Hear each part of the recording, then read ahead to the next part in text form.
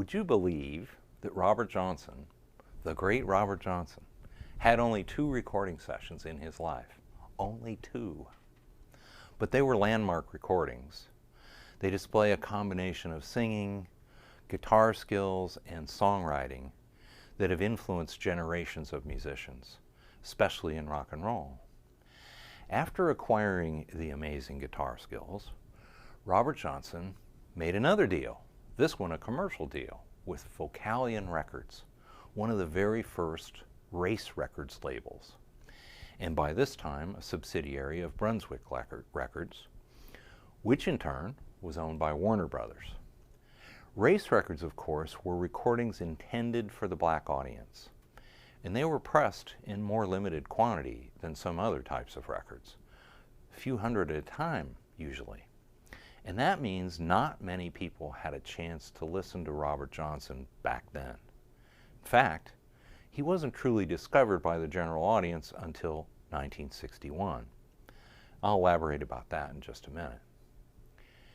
The first recording session was held in San Antonio, Texas, in the Gunter Hotel.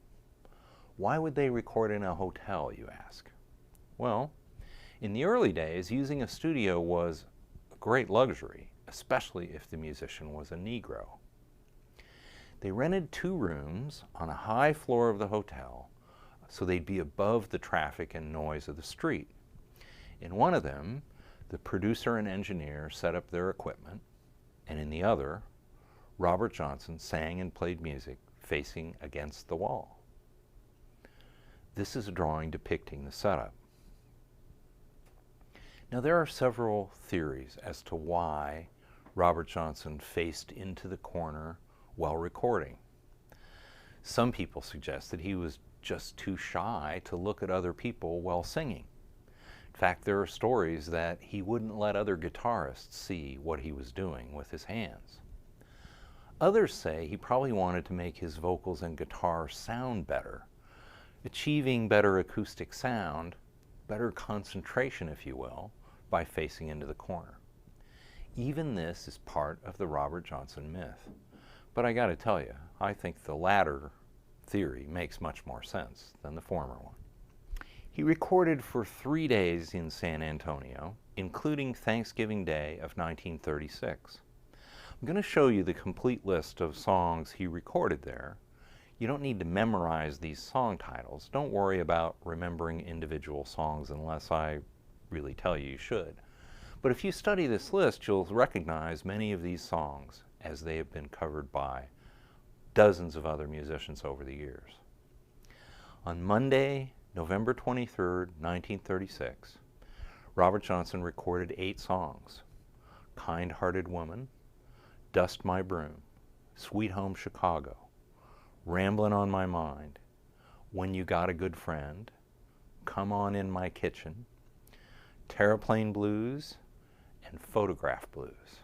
We don't know for sure why Robert Johnson did not record any songs on Tuesday or Wednesday, but he didn't. One account says he got drunk on Monday night and was tossed in jail, and it took the record company until Thursday to find him. Anyway, on Thursday, he recorded one song, 3220 Blues. That's based on a song by another Delta blues artist, by the way, somebody named Skip James, who we'll meet later. It's about a Winchester rifle cartridge, the 3220. On Friday, another 7 songs were recorded: They're Red Hot, Dead Shrimp Blues, Crossroad Blues, Walking Blues, Last Fair Deal Gone Down, Preaching Blues, If I Had Possession Over Judgment Day. These first recordings obviously were noticed by somebody, because 7 months later, Johnson went to Dallas, Texas for another session. This one in an actual studio at Brunswick Records, parent company of Vocalion. Brunswick, by the way, was the label that made a fortune with Bing Crosby, and later than that, with Buddy Holly. On Saturday, June 19th, 1937, 3 songs were recorded: Stones in My Passway, I'm a Steady Rollin' Man, From 4 Till Late. On Sunday, June 20th, 1937, a whopping 10 more songs were recorded. Hellhound on My Trail, Little Queen of Spades, Malted Milk, Drunken Hearted Man, Me and the Devil Blues, Stop Breaking Down Blues, Traveling Riverside Blues, Honeymoon Blues, Love in Vain, and Milk Cow's Calf Blues.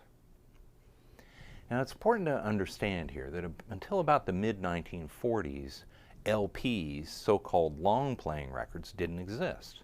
There was no technology for that. Everything was released on 7-inch records that played at 78 RPMs. There was one song on one side and one song on the other side. So they were also very fragile. If you drop an old 78, it'll break. But anyway, that meant no song could be longer than 3 minutes, essentially.